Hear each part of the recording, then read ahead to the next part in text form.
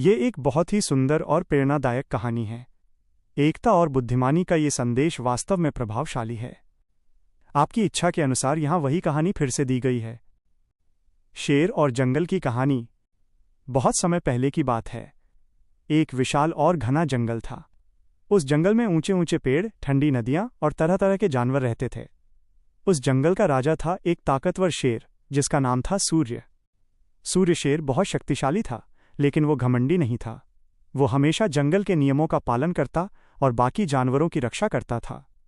जंगल के सारे जानवर उससे डरते भी थे और उसका सम्मान भी करते थे। हर सुबह जब सूरज उगता, सूर्य शेर एक ऊंची चट्टान पर खड़ा होकर जोर से दहाड़ता।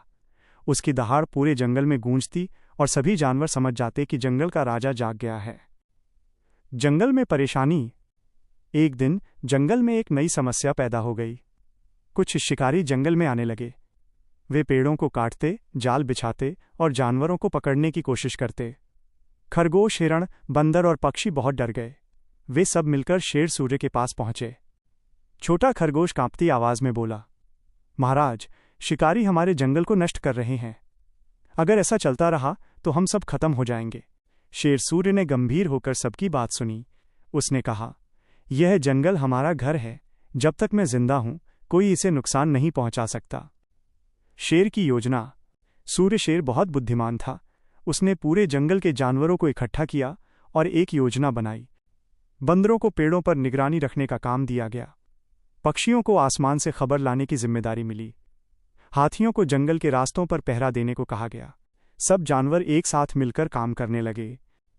शिकारी का सामना। एक रात शिकारी फिर से जंगल में आए। उन्होंने जाल लगाया और आग जलाई, लेकिन इस बार जंगल तैयार था। पक्षियों ने जोर जोर से चिल्लाकर खबर दी। बंदरों ने पेड़ों से टहनियां गिराईं। हाथियों ने जोर से चिंघाड़कर शिकारियों को डराया। तभी अचानक अंधेरे में से शेर सूर्य की जोरदार दहाड़ गूंजी। गर्र! शिकारी डर से कांप उठे। उन्होंने पहले कभी इतनी भयानक दहाड़ नहीं सुनी थी। शेर सूर्य धीरे धीरे उनकी ओर बढ़ रहा था। डर के मारे शिकारी अपना सामान छोड़कर भाग गए। जंगल में खुशी। उस दिन के बाद कोई शिकारी उस जंगल में आने की हिम्मत नहीं कर पाया। सभी जानवर बहुत खुश थे। उन्होंने शेर सूर्य का धन्यवाद किया। बूढ़ा हाथी बोला, महाराज, अगर आप न होते तो हमारा जंगल खत्म हो जाता। शेर सूर्य मुस्कुराया और बोला, ये जीत मेरी नहीं, हम सबकी है। जब हम साथ रहते हैं तो कोई हमें हरा नहीं सकता। सूर्य की बुद्धिमानी और जानवरों की एकता ने जंगल को बचा तो लिया था, लेकिन अब एक नई और अनोखी चुनौती उनके सामने आने वाली थी। यहां इस कहानी का अगला हिस्सा है। नया संकट, सूखे का साया। शिकारियों के जाने के कुछ महीनों बाद जंगल में एक प्राकृतिक आपदा ने दस्तक दी। उस साल बारिश नहीं हुई। धीरे धीरे नदियां सूखने लगीं और पेड़ों के पत्ते पीले होकर गिरने लगे। जंगल का हरा भरा वातावरण अब भूरा और शांत होने लगा था। पानी की कमी के कारण जानवर प्यास से बेहाल होने लगे। जो नदियां कल कल बहती थीं, अब वहां केवल सूखी रेत बची थी। सूर्य की चिंता। राजा सूर्य ने देखा कि उसके राज्य के जानवर कमजोर हो रहे हैं। उसने फिर से एक सभा बुलाई। इस बार जानवरों के चेहरे पर डर नहीं, बल्कि थकान और लाचारी थी। बूढ़ा हाथी बोला, तारांकन महाराज, शिकारी से तो हम लड़ लिए, लेकिन इस सूखे से कैसे लड़ें? अगर जल्द ही पानी नहीं मिला तो हम प्यास से मर जाएंगे। सूर्य ने अपनी आंखें बंद की और गहरी सोच में डूब गया। उसे अपने पूर्वजों की एक पुरानी बात याद आई। नीली पहाड़ी के पीछे एक गुप्त जलस्रोत है। खोजी दल की यात्रा। सूर्य ने हार नहीं मानी। उसने एक विशेष दल बनाया। 1 चील, ईगल, जो ऊंचाई से रास्ता देख सके। 2 हाथी, जो भारी चट्टानों को हटा सके।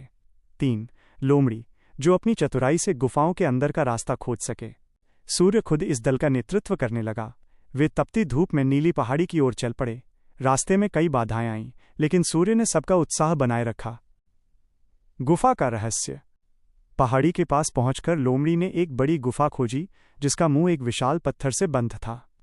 चील ने ऊपर से देखकर बताया, महाराज, इस पत्थर के पीछे से नमी महसूस हो रही है। हाथियों ने अपनी पूरी ताकत लगाकर उस पत्थर को धकेला। जैसे ही पत्थर हटा, अंदर से ठंडे पानी की एक तेज धार फूट पड़ी।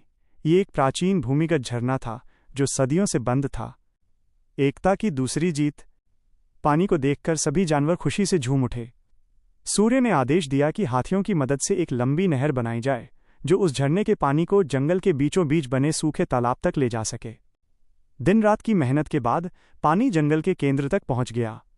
प्यासे जानवरों ने भरपेट पानी पिया और धीरे धीरे जंगल फिर से हरा भरा होने लगा। एक नया सबक।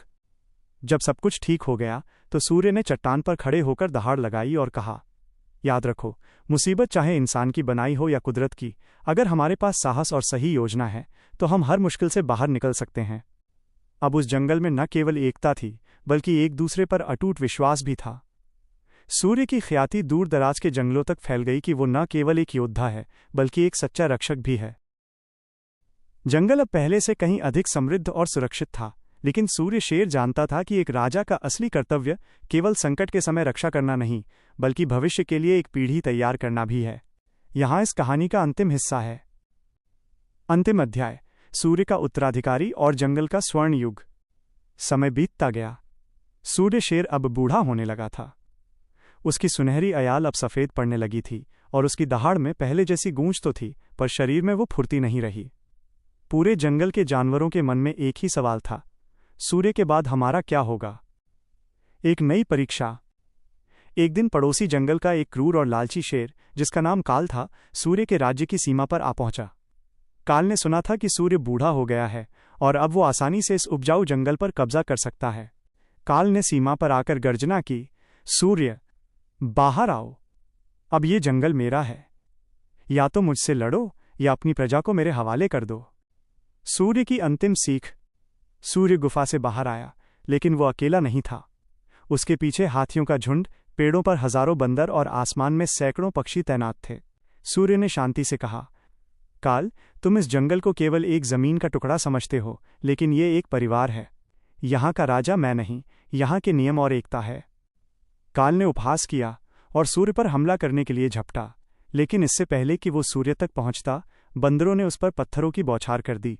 हाथियों ने अपना घेरा छोटा कर लिया और चील उसकी आंखों के सामने मंडराने लगी। काल घबरा गया। उसने देखा कि वो एक शेर से नहीं बल्कि एक एकजुट सेना से लड़ रहा है। सूर्य ने आगे बढ़कर अपनी धीमी लेकिन भारी आवाज में कहा, तारांकन, यहाँ ताकत शरीर की नहीं, साथ की चलती है। भाग जाओ, वरना ये जंगल तुम्हें कभी माफ नहीं करेगा। अपनी हार निश्चित देख, काल दुम दबाकर वहां से भाग निकला। सूर्य का विदा होना।